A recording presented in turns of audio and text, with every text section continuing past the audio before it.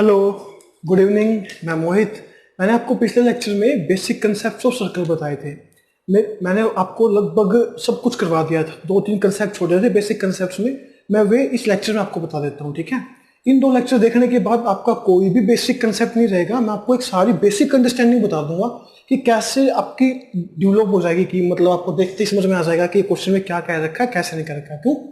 जो मैंने आपको समझाया पहले लेक्चर में वे बेसिक टर्म्स हैं, और उनकी नॉलेज के बिना आप सर्कल का चैप्टर 9th क्लास का और 10th क्लास का बच्चा हो नहीं कर सकता, ठीक है। मैं बताता हूँ आपको जो चीज मेरे को आज बताना है, ठीक है। 2-3 क्वेश्चन रह गए थे, वो बता देता हूँ मैं, ठीक है।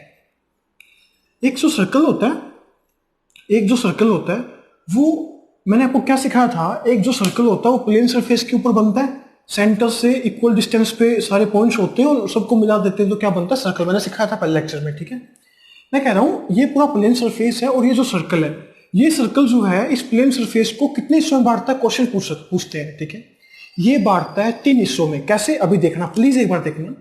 एक हिस्सा तो होता है, इसे बोलते हैं इंटरनल हिस्सा, जो आंतरिक जो हिस्सा होता है। एक तो ये हिस्सा बांट दिया, ठीक है। मैं आप ये समझ के देखो कि ये पूरा प्लेन सरफेस है, मैंने एक सर्कल ड्रॉ कर दिया, मतलब एक हिस्सा तो ये हो जाएगा, इसके अंदर का हिस्सा। पक्की बात है क्या? ठीक है। एक जो हिस्सा होगा ये होगा, इसका बार वाला जो हिस्सा होगा। बात समझ में आ रही है क्या? एक जो हिस्सा होगा बार वाला हिस्सा होगा। पक्की बात है क्या? ठीक है। अब आप कहोगे कि सर आप तो कह रहे थे कि 3 हिस्से बढ़ते हैं, यहाँ पे तो 2 हिस्से दिख रहे हैं, एक तो ब्लैक हिस्सा दिख रहा है और एक रेड हिस्सा दिख रहा है। तो मेरे को ये बताओ, ये जो हरा कलर है ये कहाँ पर है? ये जो होती है सर्कमफ्रेंस होती है, पर इसने भी तो बांट रखा है, कुछ हिस्सा इसने भी तो लिया है। देखो लाइन जो खींच रखी है, ये भी तो हिस्सा ही है। पक्की बात है ना? तो याद रखना हमेशा, एक जो सर्कल होता है प्लेन सरफेस को 3 हिस्सों में बांटता है, ठीक है।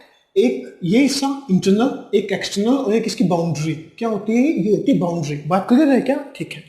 अब मैं आपको अगला कंसेप्ट सिखाता हूं जो मेरे को सिखाना आपको, और वो मोस्ट इंपॉर्टेंट कंसेप्ट है। मैं कुछ अच्छे अच्छे कंसेप्ट सिखाना चाहता हूं कि आपकी जैसे बेसिक अंडरस्टैंडिंग क्लियर हो जाए, वो कोई डाउट ना रहे, ठीक है। 1 मिनट वेट करो। अब देखो, जैसे क्या होता है, सुनना प्लीज एक बार। मैंने क्या कह रहा, मैं पहले एग्जांपल देता हूं, आपको समझ में आ जाएगा। मैंने लिखा कि मेरे पास 2 कॉन्ग्रुएंट सर्कल है। क्या है? 2 कॉन्ग्रुएंट सर्कल है।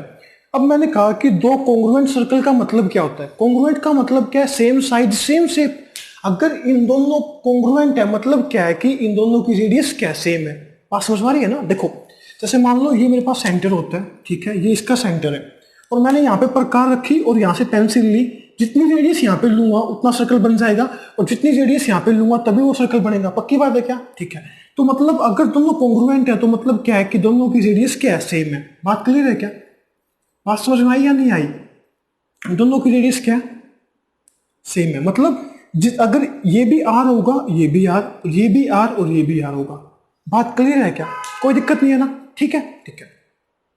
अब प्लीज मेरी बात को समझना, मैं आपको कुछ सिखाना चाहता हूं। देखो मैं कुछ बता रहा हूं। अगर मान लो, सुनना एक बार, मैंने कह दिया ये जो कोड है, ये कोड भी दोनों क्या है? बराबर है, ठीक है। ये कोड और ये जो कोड है ये भी बराबर है। पक्की बात है क्या? कोई दिक्कत नहीं है, ठीक है। ये आर ये इसके बराबर, ये आर इसके बराबर, और ये जो कोड है गिवन है कि ये इसके बराबर है। सुनना, मैं कुछ सिखाना चाहता हूं, ठीक है। तो ये अगर दोनों कॉन्ग्रुएंट हो गया तो इसके सामने जो एंगल बनेगा, इसके सामने भी वही एंगल बनेगा। पक्की बात है क्या? कोई दिक्कत नहीं है ना? ठीक है। अब देखो, मैं सिखाना क्या चाहता था कि अगर ये कोड इस कोड के इक्वल है, ठीक है। पक्की बात है क्या? ठीक है। तो जितनी ये अर्क होगी, प्लीज मेरी बात को समझना, जितनी ये अर्क होगी उतनी ही अर्क ये होगी। मैं बस ये सिखाना चाहता था इसमें। बात समझ में आई क्या? मैं कह रहा हूं जितनी कोड ये है उतनी कोड ये, ठीक है, अच्छी बात है। मैं कह रहा हूं अगर ये कोड और ये कोड इक्वल है तो दोनों की जो अर्क है ये भी दोनों क्या होंगे? इक्वल होंगे। पक्की बात है? समझना कैसे। देखो, अगर मैं एंगल को देखना चाहूं, अगर मैं इस कोड से देखना चाहूं तो भी एंगल कितना बनेगा? जितना यहाँ पे बन रहा है। अगर मान लो 60 डिग्री का तो 60 का ही बनेगा। अगर मैं इस कोड से देखना चाहूंगा ना एंगल, कोड से, तो भी एंगल कितने का बनेगा? 60 डिग्री का। ये भी एक तरीका हो सकता है समझने का। पक्की बात है क्या? कोई दिक्कत किसी को भी? तो इसलिए कह रहा हूं मैं, अगर मेरे पास 2 इक्वल कोड है तो दोनों की अर्क क्या होगी? इक्वल होगी। अगर अर्क इक्वल है तो दोनों की कोड क्या होगी? इक्वल होंगी। पक्की बात है क्या? उल्टा भी उतना ही सच है। पक्की बात है क्या? मैं आपको एक चीज और सिखाना चाहता हूँ। देखो एक बार, आपका थोड़ा कंसेप्ट और क्लियर हो जाएगा। देखो, आपके 9th क्लास में एक क्वेश्चन है। मैं उस क्वेश्चन में थोड़ा सा आपको इंड दे देता हूँ कि क्या सा होता है। एक क्वेश्चन दे रखा है कि 3 बच्चे हैं, एक सर्कुलर ग्राउंड है, उस सर्कुलर ग्राउंड पे वे अलग अलग ऐसे बैठे हुए हैं, ठीक है। इसका मान लो नाम ए है, इसका बी है और इसका सी है। बात समझना प्लीज एक बार, ठीक है।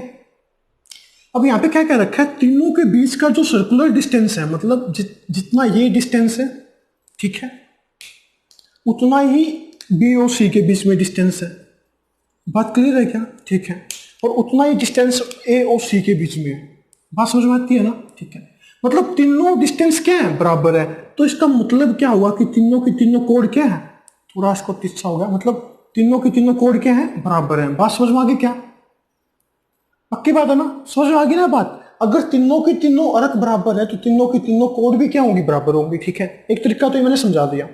अब आप ऐसे भी समझ सकते हो, देखो अगर ये मेरे पास अर्क है और इस अर्क ने मान लो यहाँ पे तीनों अर्क, तीनों ये और ये और ये तीनों बराबर है ना, तो अगर ये जो एंगल बनाएगा यहाँ पे सर्कमफ्रेंस पे, अगर ये एक्स है तो ये दोनों बराबर हैं, तो जितना एंगल ये बनाएगा तो उतना एंगल ये भी बनाएगा, ये भी एक्स। ठीक है।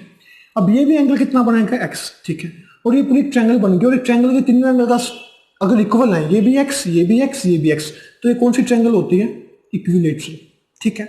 मैं कह रहा हूं देखने के कई तरीके हैं, आपको समझ में आना चाहिए। जिससे समझ में उससे बेनिफिट, अपने को क्या करना है? अपने को तो समझने से मतलब है। ठीक है। तो मैंने आपको सिखा दिया है कि अगर दो कोड इक्वल है तो दोनों की जो ये अर्क होगी ये भी क्या होगी? इक्वल होगी। बात क्लियर है क्या? ठीक है। यही कुछ दो तीन बेसिक बातें थी जो रह गई थी, मैंने आपको सिखा दी हैं। मेरी तरफ से मैंने लगभग आपको बेसिक कंसेप्ट सारे सिखा दिए हैं। ठीक है। बाकी मैंने और भी अच्छे अच्छे लेक्चर डाले हैं सर्कल के, आप उनको भी देख सकते हैं। अगर आपको मेरे एफर्ट्स पसंद आ रहे हैं तो प्लीज चैनल को शेयर और सब्सक्राइब जरूर करना, और अपने दोस्तों में भी इसको शेयर करना। और आप कमेंट नहीं डालते हो, कमेंट पक्का किया करो, इससे पता चलता है मेरे को कि बच्चे कितना देख रहे हैं, कितना समझ रहे हैं। और साथ में लाइक तो पक्का किया करो, आपका फर्ज बनता है लाइक करना। Okay, goodbye, thank you.